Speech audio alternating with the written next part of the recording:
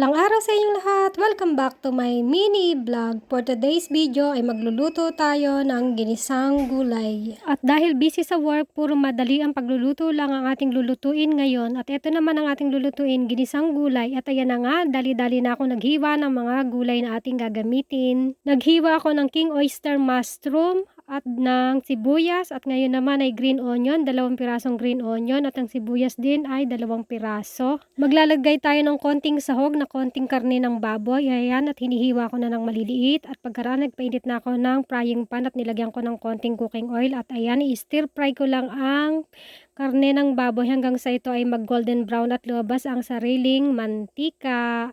Halu-haluin lang natin ito sa low medium heat para hindi manikit hanggang sa lumabas ang kanyang sariling mantika. At ayan, gagamitin tayo ng isang karot. Hahatiin ko lang sa gitna ang karot at lalagyan ko ng design bago ko to i-slice o hiwain para naman magmukhang masarap at attractive ang ating lulutuing gulay. Parang flower design ang naging design na ginawa ko dito sa karot. At ayan, in-slice ko lang ng hindi naman masyadong manipis, katamtaman lang ang kapal ng ginawa kong slice dyan sa karot para madali lang din siyang maluto. Kasi madali lang maluto ang mga kasamahan niyang gulay. Ayan, ganyan na naging itsura niya. Ganyan. At ayan, patuloy na nating lutuin. Halu-haluin ang niluluto nating pork para ito ay hindi manikit at hindi masunog sa ating kawali. At eto na ang ating mga sangkap. Green onion, kabute, sibuyas, hiniwa ko ng pa-cube, at ang ating hiniwang karot. Gagamitin tayo ng patis,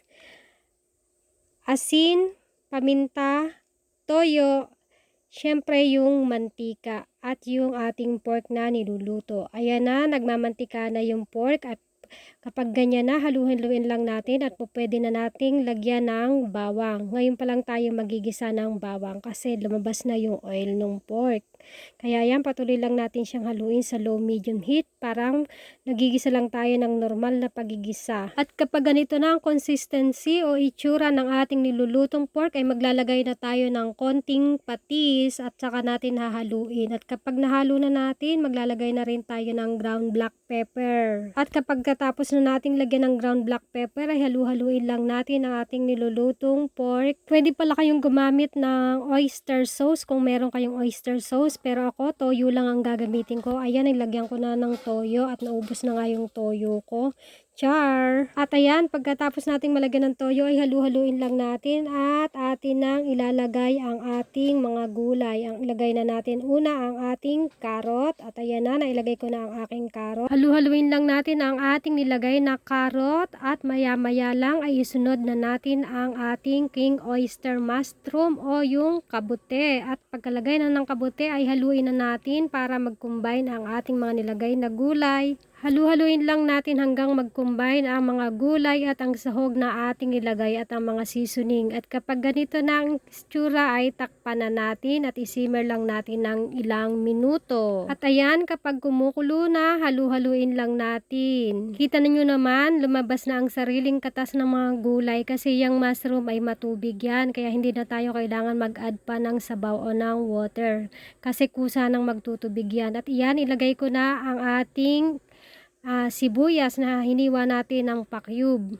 Ayan, halu-haluin lang natin ang ating mga gulay para ito ay mag-combine na mabuti. At kapag nahalo na nating mabuti, ito ay atin ang takpan at isimmer o lutuin pa natin ng ilang minuto. At kapag kumulo na, ilagay na natin ang ating green onion. Dahil madali lang maluto ang green onion, siya ang pinakahuli nating ilalagay na gulay. At ayan, patuloy natin siyang lutuin at isimmer lang natin ng ilang minuto. At kapag ito ay kumukulo na, maglagay na tayo ng asin. Timplahan na natin ayon sa ating panlasa. At kapag kalagay natin ng asin ay halu-haluin natin at isimmer natin ng ilang minuto. At kapag ito ay nakumulo na, ito ay luto na dahil madali lang namang maluto ang green onion at ang mga ibang gulay naman ay luto na. Kaya yan, wait lang natin siyang kumulo at kapag kumukulo na ay haluin lang natin at ito ay luto na dahil hindi natin to i-overcook. At kapag kumukulo na, i-off na natin ang stove, maglagay na tayo sa isang serving bowl. At ayan, ready na ang ating ginisang gulay. Hanggang dito na lamang. Thank you for watching. Till to my next video. God bless us. Bye-bye!